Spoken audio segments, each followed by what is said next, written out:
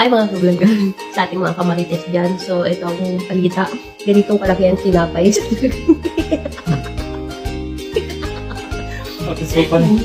Tignan nyo, how big is the bread here. It's already for your full life. So, crispy siya. Yes, it is really yummy. And affordable price for only 6 Turkish lira. So, it is just like 18 pesos sa ating bansa. So, or maybe 17. So, like, look how big it is. Ayan, ganyan mo siya i-dip. Tapos yan, kain mo.